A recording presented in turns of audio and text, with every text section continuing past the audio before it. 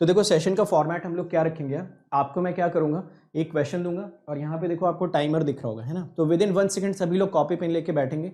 फिर से मेरा सभी लोगों से रिक्वेस्ट है कि जो भी अपने 1.5-2 घंटे की क्लास होने वाली है उसमें हम कोशिश ये करते हैं कि पूरा का पूरा कॉन्सेंट्रेशन बना के रखते हैं स्क्रीन पे जो मैं बोल रहा हूँ, जो क्वेश्चन आ रहे हैं, और अपनी कॉपी पेन पे। कमेंट सेक्शन में तभी आएंगे जब कोई बहुत ज़्यादा डाउट होगा, कुछ होगा, then only we'll go into the comment section. Otherwise these 1.5 an hour 90 minutes जो भी अपने सेशंस होने वाले हैं उनको बहुत अच्छे से यूटिलाइज करना है और हर एक क्वेश्चन का एटलीस्ट अप्रोच सही करने की कोशिश करनी है। और अगर आंसर भी सही निकाल पाते हो देन वेल एंड गुड, ठीक है। चलो फिर ये क्वेश्चन स्टार्ट करते हैं। चलो ये टाइमर अपने आप रीसेट होता रहेगा, तो जल्दी से आप लोग क्वेश्चन करिए। जैसे ही मैं 1 मिनट का टाइम कंप्लीट कर लूंगा मैं वापस से इस क्वेश्चन पे आ जाऊंगा। आप बीच बीच में मुझे कमेंट सेक्शन में अपने आंसर्स बता सकते हो, ठीक है। तो अगेन 1.5 घंटे तक कोशिश करते हैं हम लोग क्लास के साथ साथ अपने कॉन्सेंट्रेशन की एबिलिटी को भी बढ़ा सकें, ठीक है। तो क्लास तो हम करेंगे ही करेंगे, कोशिश हम ये भी रखेंगे कि क्या हम अपने कॉन्सेंट्रेशन की क्षमता को भी अगले 1.5 घंटे में इन्हांस कर पाते हैं या नहीं कर पाते हैं। Okay, so that is also a challenge. चलो शुरू करो, शुरू हो जाओ। चलो अब यहाँ से जो टाइमर स्टार्ट होगा then you can attempt this question. जब भी आप गेट का एग्जाम देने जाएंगे सबसे इंपॉर्टेंट चीज़ जो आपको सीखनी है क्वेश्चन को पढ़ना। तो क्वेश्चन को एक बार में सही से पढ़ने की कोशिश करिए, क्वेश्चन को एक बार में अटेम्प्ट करने की कोशिश करिए। काफ़ी सारे लोगों का बी आंसर आ रहा है, जैसा कि मैं देख पा रहा हूँ नीलेश का, संजय का, शंकर का, everyone who is giving the answer B. बाकी लोग भी यार ना, you have 30 more seconds to go, ठीक है। तो 35 और सेकंड आपके पास बचे हुए, फटाफट ट्राई करो यार, जल्दी जल्दी आंसर सभी लोग देते जाओ, है ना। आंसर गलत है सही है उससे फर्क नहीं पड़ता, जैसे मैंने शुरू में बोला अप्रोच आपकी करेक्ट होनी चाहिए। जैसे जैसे आंसर आपकी अप्रोच सही होगी आंसर भी धीरे धीरे सही आने लगेंगे। तो बहुत सारे लोग बी आंसर दे रहे हैं। ये सारा का सारा डिस्कशन अपना क्लास में ऑलरेडी हो चुका है। Yes, okay. तो आपके पास 15 मोर सेकेंड्स आर लेफ्ट। चलो बाकी लोग भी आंसर दे दो यार, जल्दी जल्दी आंसर देते रहेंगे सभी लोग। तो सभी लोगों ने बी आंसर दिया जो कि एक ठीक आंसर भी है। आइए इसका डिस्कशन करते हैं। जो लोग आंसर नहीं दे पा रहे हैं वो भी बने रहेंगे क्योंकि हर एक क्वेश्चन के साथ आपको काफी कुछ सीखने को मिलेगा। चलिए सीखते हैं इस क्वेश्चन को। इस क्वेश्चन में आपको दे रखा a continuous time function x of t is periodic with a period T. तो कोई उसने continuous time function x of t दे रखा है जिसकी पीरियोडिसिटी उसने हमें बता रखी है। तो सपोज हम एक सिग्नल लेते हैं एक्स ऑफ टी और इसकी पीरियोडिसिटी इसने मेंशन कर रखी है टी, ठीक है। फिर उसके बाद बोल रहा है ये जो फंक्शन एक्स ऑफ टी दे रखा है इसको हमें सैम्पल करना है। तो ऑब्वियसली अगर हमें इसको सैम्पल कर रहे हैं तो हम इसको किससे पास करने वाले हैं, सैम्पलर से। तो इसको हम सैम्पलर से पास करके ऑब्वियसली इसको एक्स ऑफ एन बना लेंगे।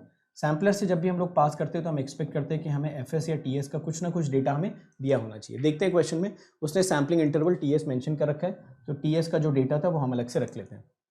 फिर पूछना है in which one of the following cases sampled signals are periodic. तो मैं आपको एक पॉइंट याद दिलाता हूँ, थोड़ा सा एक पॉइंट याद करते हैं। सपोज मैं साइनोसॉइडल की बात करता हूँ तो आप सभी लोगों को पता होगा कि जो कंटिन्यूअस टाइम साइनोसॉइडल सिग्नल्स होते हैं वो हमेशा कैसे होते हैं, they are always periodic. But जो डिस्क्रीट टाइम साइनोसॉइडल सिग्नल्स होते हैं उनका पीरियोडिक होना नहीं होना 2π/ω0 की रेशनैलिटी पे डिपेंड करता है। होपफुली ये बेसिक पॉइंट सभी लोगों को याद हो। तो मैं यहाँ पे एक एग्जांपल लेता हूँ आपके लिए और मैं सिग्नल को चेंज करता हूँ। सपोज मैं मान लेता हूँ कि मेरा जो सिग्नल है x of t, this x of t signal is some A sine omega naught t, आप कॉस ओमेगा नॉट टी भी लिख सकते थे, इट इज योर चॉइस। तो यहाँ से अगर इसका हम टाइम पीरियड कैलकुलेट करते हैं तो ये टाइम पीरियड हमको मिलता है 2π/t0। जब भी हम लोग सिग्नल का क्रैश कोर्स कर रहे थे तो जो सबसे पहला पॉइंट हमने सीखा था वो सीखा था किसी भी कंटिन्यूअस सिग्नल को डिस्क्रीट में कैसे कन्वर्ट करते हैं। तो मैंने बताया था दोनों साइड में आप NTS पुट कर देना, तो सभी लोगों ने दोनों साइड में NTS पुट कर दिया होगा, ये मिल गया। अब यहाँ से जो x ऑफ NTS वाला डेटा रहता था उसको तो डायरेक्टली आप x ऑफ n में कन्वर्ट कर देते थे और यहाँ पे हम लोग लिख लेंगे a साइन, अब ओमेगा नॉट TS को एक साथ कर लेते हैं, एन को हम लोग अलग लिख लेते हैं। यहाँ तक किसी को कोई दिक्कत समझने में? तो ये हमारे पास आ गया एक डिस्क्रीट टाइम सिग्नल।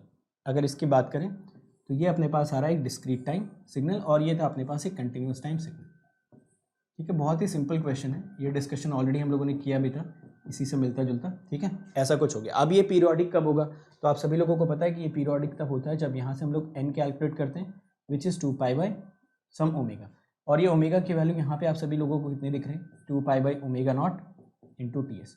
तो आपको पता होता है कि जब भी ये n रैशनल आएगा तभी हम लोग बोलेंगे कि मेरा discrete time sinusoidal signal is periodic. आइए देखते हैं यहाँ पे जो आपने n कैलकुलेट किया ये रेशनैलिटी के लिए 2π/ω0 मांग रहा है। तो यहाँ से अगर हम n की वैल्यू को थोड़ा सा और आगे लेके जाते हैं तो आपको n की वैल्यू दिखनी चाहिए 2π/ω0 और टी एस। जरा यहाँ से देखिए कि हमने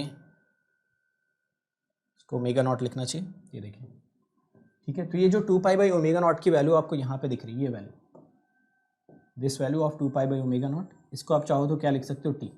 तो अल्टीमेटली आपको ये पता चला कि अगर मेरा एक कंटिन्यूस टाइम साइनोसॉइडल सिग्नल है और अगर वो ऑलरेडी पीरियोडिक है और मुझे करस्पॉन्डिंग डिस्क्रीट टाइम सिग्नल को पीरियोडिक बनाना है, तो अल्टीमेटली मुझे इस 2π/ω, ये जो यहाँ पे वैल्यू लिखी ना, इसको आप ओमेगा से डिनोट कर सकते हो। तो जो 2π/ω वो आपको हमेशा कैसा मिलना चाहिए, रैशनल। वो रैशनल आने के लिए पता क्या चला आपको, वो रैशनल आने के लिए आपको पता चला कि कंटिन्यूस टाइम सिग्नल का टाइम पीरियड और सैम्पलिंग इंटरवल का रेशियो हमेशा कैसा होना चाहिए, रैशनल। तो आप ऐसा ही बोल सकते हो कि मुझे t/ts रैशनल मिले और ts/t, इन दोनों में से कुछ भी मुझे रैशनल मिल जाए तो काम चल जाएगा। रैशनल का मतलब क्या होता है, रैशनल का मतलब होता है इंटीजर बाय इंटीजर, या फिर जब भी हम लोग रैशनल लिखते हैं तो रैशनल में हमें ऐसे डेसिमल की बात करनी चाहिए जिनको हम लोग वापस से इंटीजर बाय इंटीजर में कन्वर्ट कर सकें। जैसे ऑप्शंस में अगर हम लोग देखें तो पहले वाले ऑप्शन में अगर आप देखते हैं तो फर्स्ट ऑप्शन की अगर बात करें तो जो यहाँ पे t/ts आपको दिख रहा था फर्स्ट ऑप्शन में जो t/ts दिख रहा था वो √2 दिख रहा था, which is obviously irrational. Second वाले ऑप्शन में अगर आप देखोगे t/ts की बात करो तो आपको यहाँ पे मिल रहा 1.2 को आप चाहो तो लिख सकते हो 12/10, और इसी 12/10 को आप चाहो तो लिख सकते हो 6/5, है ना। तो होपफुली सभी लोगों ने सेम लॉजिक से क्वेश्चन किया होगा और सबका आंसर यहाँ से कैलकुलेट होकर आ गया होगा। तो किसी को कोई डाउट है तो मैं थोड़ा सा टाइम आपको और देता हूँ, मुझसे पूछिए कमेंट सेक्शन में अगर कोई डाउट इसमें रह गया हो। अदरवाइज आई होप सभी को ये पॉइंट क्लियर है, और इसको आप ऐसे स्टैंडर्ड भी याद रख सकते हो। तो स्टैंडर्ड में क्या बता रहा हूँ आपको कि जब भी कोई कंटिन्यूस टाइम सिग्नल है जो कि ऑलरेडी पीरियोडिक है, और अगर उसके corresponding time domain discrete time domain को पीरियोडिक होना है, तो जो टाइम पीरियड t और सैम्पलिंग इंटरवल ts, इनका रेशियो हमेशा आपको कैसा मिलना चाहिए, रैशनल रेशियो मिलना चाहिए, इंटीजर बाय इंटीजर मिलना चाहिए। तो बहुत ही बेसिक क्वेश्चन, बट इसमें रिक्वायर्ड था आपका थोड़ा सा कॉमन सेंस और थोड़ी सी नॉलेज कि कंटिन्यूस टाइम और डिस्क्रीट टाइम सिग्नल की पीरियोडिसिटी कैसे चेक करी जाती है। होपफुली सभी को ये पॉइंट समझ में आ गया। चलिए बढ़ते हैं अगले क्वेश्चन की तरफ। ये रहा आपका अगला question.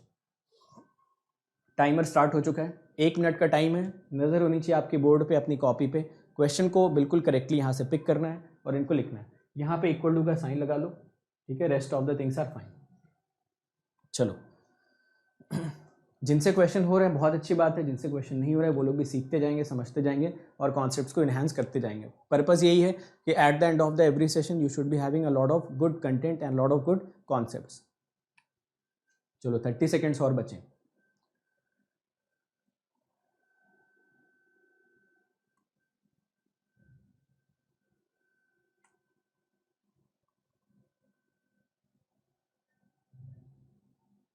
Thirty more seconds are left.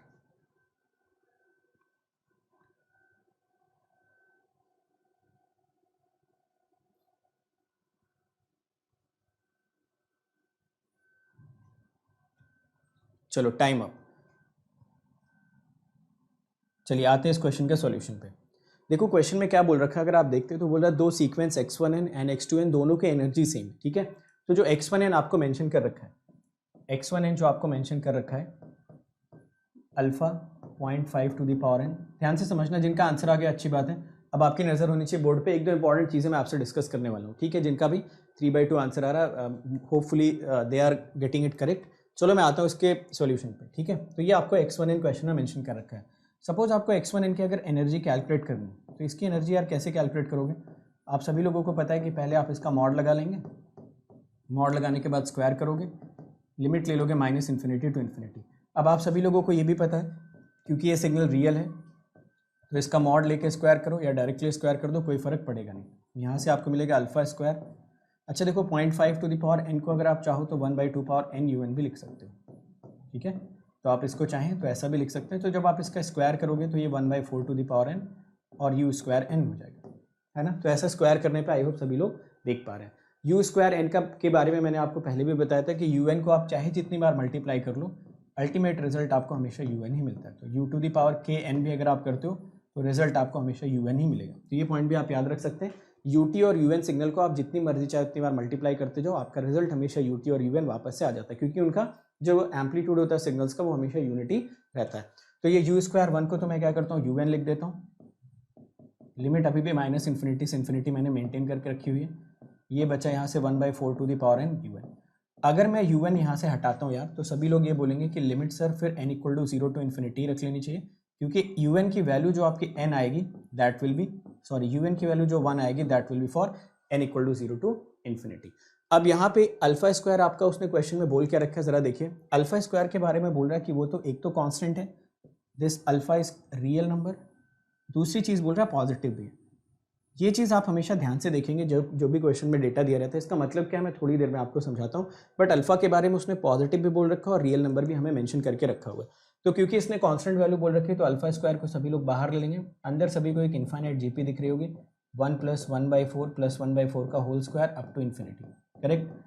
तो यहाँ से जो इन्फाइनाइट जीपी का समीशन आएगा, क्योंकि कॉमन रेशियो का मैग्नीट्यूड 1 से कम है तो a/1 - r का फॉर्मूला लगा सकते हैं। जब भी कॉमन रेशियो का मैग्नीट्यूड 1 से कम होता है तभी आप a/1 - r यूज़ करते हैं, अदरवाइज आप नहीं यूज़ करेंगे। जो आपका जीपी होगा उसका सम अपने आप इन्फिनिटी हो जाएगा, ठीक है। तो जैसे मान लो अगर कोई इसका पूछता है कि सम क्या होगा, 1 + 2 + 2 स्क्वायर + 2 क्यूब, ठीक है। तो ऐसे जीपी का समीशन कभी भी 1/1 - 2 नहीं लिखेंगे, है ना, क्योंकि यहाँ पे जो कॉमन रेशियो दिख रहा है वो कॉमन रेशियो का मैग्नीट्यूड आपका 1 से कम होना चाहिए, तब आप a/1 - r लगा सकते हो। अगर कॉमन रेशियो का मैग्नीट्यूड 1 से ज़्यादा होता है तो रिजल्ट अपने आप इन्फाइनाइट आ जाता है। जैसे आपको दिख ही रहा है, अगर ये सारे नंबर्स ऐड करते जाओगे तो ये आंसर आपको इन्फिनिटी मिल जाएगा। हालांकि मतलब अगर आप रामानुजम सीरीज़ वगैरह देखोगे तो वो इस बात को भी कॉन्ट्राडिक्ट करता है कि ऐसा ज़रूरी नहीं है कि आप सारे के सारे 1 से बड़े नंबर्स को अगर आप सम करते जाओ तो आंसर इन्फिनिटी आ जाएगा। तो खैर वो हमारे डिस्कशन का मुद्दा नहीं है। एक ओवरऑल बात हम ये समझ सकते हैं कि जब भी कोई जीपी हमें इन्फाइनाइट जीपी दिखेगी और उसका सम लिखना है तो कॉमन रेशियो का के मैग्नीट्यूड का 1 से छोटा होना काफ़ी आवश्यक है, अदरवाइज हम ये फॉर्मूला यूज़ नहीं कर सकते। चलो, तो ऐसे ही जस्ट मैंने बता दिया, ज़्यादातर लोगों को पता होता है, इनको नहीं पता उनको जल्दी से ये बात रिकॉल हो जाएगी, ठीक है। तो चलिए यहाँ से आंसर बताइए आपका क्या हो जाएगा, 1/1 - 1/4 and this answer should come out to be 4/3 alpha square joule. तो जो EX1 की एनर्जी आ गई वो आ गई 4/3 अल्फा स्क्वायर जूल, ठीक है। सेकेंड वाला सिग्नल देखते हैं। सेकेंड वाला सिग्नल अगर आप देखो क्या दे रखा है, तो बड़ा ही इंटरेस्टिंग सिग्नल है सेकेंड वाला। x of n equal to ऐसा कुछ मेंशन कर रखा है, √1.5 कॉमा √1.5, है ना, यही सिग्नल तो मेंशन किया। इसको आप सभी लोग सीक्वेंस फॉर्म में लिख सकते हो, तो मैंने भी सीक्वेंस फॉर्म में लिख दिया। ये n = 0 हो गया, ये n = 1 हो गया। अब आपको x2 की एनर्जी अगर पूछता है कैलकुलेट करने के लिए, तो x2 की एनर्जी आप सभी लोग निकाल सकते हो। समेशन लिया, मॉड लगाया, मॉड लेने के बाद स्क्वायर किया, है ना। ये मॉड वगैरह लगाना नहीं भूलेंगे क्योंकि कॉम्प्लेक्स सिग्नल्स आ जाएंगे तो फिर आपका गड़बड़ हो जाएगा। मैंने बता रखा है सिग्नल अगर रियल होगा तो उस केस में चाहे मॉड पहले ले लो, स्क्वायर बाद में कर लो, या स्क्वायर पहले ले लो मॉड बाद में ले लो, उससे कोई ज़्यादा फर्क पड़ता नहीं। तो जब आप इन दोनों का स्क्वायर करोगे और ऐड करोगे तो आपको मिलेगा 1.5 स्क्वायर प्लस √1.5 स्क्वायर, या फिर आप सभी को दिख रहा होगा कि 1.5 आपका हो जाएगा 3। ये बोल रहा है इन दोनों की एनर्जी बराबर है। आइए इन दोनों की एनर्जी करते हैं बराबर। अगर इन दोनों की एनर्जी हम बराबर करेंगे 4/3 alpha square equal to 3, alpha square यहाँ से आपको मिलेगा 9/4। और आप सभी लोगों को अल्फा की यहाँ पे दो वैल्यूज़ के बारे में सोचना चाहिए, क्योंकि अल्फा यहाँ से एक पॉसिबल आंसर 3/2 भी होता, एक पॉसिबल आंसर -3/2 भी होता। a² - b² लगाते हैं, ये दोनों वैल्यूज आती। तो यहाँ पे वो चीज़ पिक्चर में आती जो क्वेश्चन में उसने दे रखा था कि अल्फा रियल के साथ साथ कैसा भी है, पॉजिटिव। अगर यही चीज़ उसने मेंशन करी होती कि अल्फा रियल के साथ साथ नेगेटिव है तो आपका आंसर हो जाता -3/2, क्योंकि उसने क्वेश्चन में स्पेसिफिकली मेंशन कर रखा है कि अल्फा रियल और पॉजिटिव दोनों चाहिए। तो ऑब्वियसली यहाँ से जो अल्फा की वैल्यू लेंगे वो हमेशा 3/2 वाली वैल्यू लेके चलेंगे। तो बहुत सारे लोगों ने सही आंसर किया था। इसमें से जितने एडिशनल पॉइंट्स मैंने बताए, अगर वो आप पहले से सोच रहे थे, सोच चुके थे तो बहुत अच्छी बात है, नहीं सोच चुके थे तो उसको अपने थॉट प्रोसेस में नेक्स्ट क्वेश्चन से शामिल कर लेना, ठीक है। तो आंसर सही निकालने के साथ साथ आप मेरी सारी बातें भी सुनेंगे कि मैं कौन कौन सी चीज़ें एक्स्ट्रा आपको क्वेश्चन में बताना चाहता हूँ। आइए चलते हैं अगले क्वेश्चन पे विदाउट वेस्टिंग एनी टाइम। ये क्वेश्चन अगर आपको याद हो तो हम लोगों ने क्रैश कोर्स में बिल्कुल सेम क्वेश्चन क्लास में, सेम तो नहीं, मतलब ये वाला एक्सप्रेशन अपना डिफरेंट था जो हमने क्लास में किया था, ग्राफ हमने सेम लिया था इफ यू रिमेंबर, ठीक है। तो चलो जल्दी से आंसर करो यार, टाइमर पे ऊपर नजर रहनी चाहिए ना, अंडर प्रेशर क्वेश्चन सॉल्व करना है। 1 मिनट के बाद कोशिश करो कि 1 मिनट में with in time under pressure आप क्वेश्चन को आंसर कर पाओ। जिस क्वेश्चन में मुझे लगेगा कि 2 मिनट का टाइम है वहां पे मैं टाइमर को 2 बार चलने का मौका दूंगा। जहां पे मुझे लगेगा कि 1 मिनट के अंदर अंदर आप क्वेश्चन सॉल्व कर सकते हो, वहां पे मैं आपको हमेशा एक्सपेक्ट करूंगा कि विद इन एटलीस्ट चलो 90 सेकंड्स के अंदर अंदर आप लोग आंसर बताओ, ठीक है। तो टाइम का प्रेशर फील करो और प्रेशर के साथ आंसर बताओ।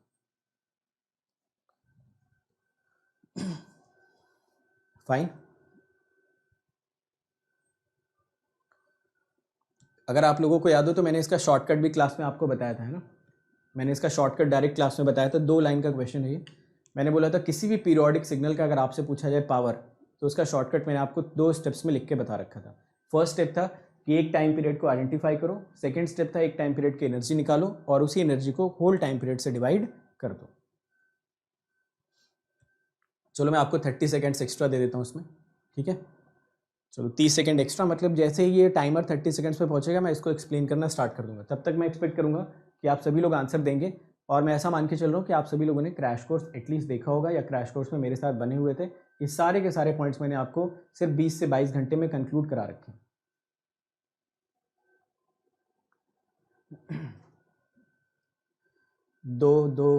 दो शिवा, अमित, कौशल, और उसके पहले भी किसी का 2 आया था, और अभिनव का भी 2 आया था। ठीक है, किसी का 6 भी आ रहा है। तो जिनका 6 आ रहा है ना, वो लोग शायद टाइम पीरियड से डिवाइड नहीं कर रहे हैं। डिवाइड करो तो आपका भी आंसर ठीक आ जाएगा। ठीक है, चलिए टाइम हो गया, आइए इस क्वेश्चन को देखते हैं। हमें इस क्वेश्चन को देखते ही पता चला कि यार ये एक पीरियोडिक सिग्नल है, क्वेश्चन में मेंशन कर रखा है। तो हमारा पहला फोकस होना चाहिए कि क्या हम इसका एक टाइम पीरियड कैलकुलेट कर सकते हैं। तो अगर मैं इसका टाइम पीरियड कैलकुलेट करने जाता हूँ तो मुझे ये वाला दिखता है, ये असेंबली -2 से लेकर 1 तक की असेंबली अपने आप को बार बार रिपीट कर रही है। तो अगर मैं इस असेंबली को आपके लिए अलग से मेंशन करता तो आप देखिए, आप सभी लोगों को दिखना चाहिए कि ये जो असेंबली है T0 = 3 वाली, इट इज़ रिपीटिंग इटसेल्फ, है ना। तो ये वाली असेंबली अपने आप को बार बार रिपीट कर रही है। तो हम क्या करते हैं, इसकी एनर्जी कैलकुलेट कर लेते हैं। इसकी एनर्जी कैलकुलेट करना कितना आसान है। अच्छा, अभी x की बात हो रही है। ठीक है, तो इसकी एनर्जी कैलकुलेट करने के लिए आपको दिख रहा है 2 सॉटूथ हैं, दोनों ऑर्थोगोनल है। अगर मैं बोलता ये हमारा फर्स्ट सेगमेंट हो गया, this is my second segment, ये दोनों ही सेगमेंट पे अगर आप नोटिस करते हैं तो फर्स्ट सेगमेंट और सेकंड सेगमेंट दोनों ही कैसे हैं, एक दूसरे से नॉन ओवरलैपिंग है, तो दोनों ऑर्थोगोनल हो जाएंगे और दोनों की एनर्जीज को अलग अलग ऐड करा जा सकता है।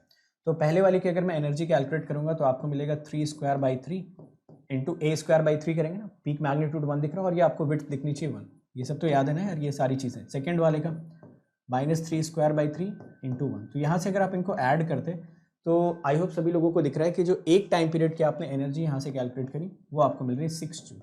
बट हमें एनर्जी तो कैलकुलेट करना नहीं, हमें तो पावर कैलकुलेट करना है। तो एक्स की अगर आप पावर कैलकुलेट करोगे तो आपको मिलेगा एक टाइम पीरियड की energy divided by time period. Time period मैंने बोला था बिल्कुल सही से हमेशा कैलकुलेट किया करो। आपने 3 कैलकुलेट किया, यहाँ से सभी लोगों को आंसर 2 मिल जाना चाहिए। बट यहाँ पे इंपॉर्टेंट बात ये हुई कि ये जो आपने पावर कैलकुलेट करी 2 वाट, ये किसकी पावर कैलकुलेट किया आपने, ये तो आपने x की पावर कैलकुलेट की ना, x की पावर आ गई 2 वाट।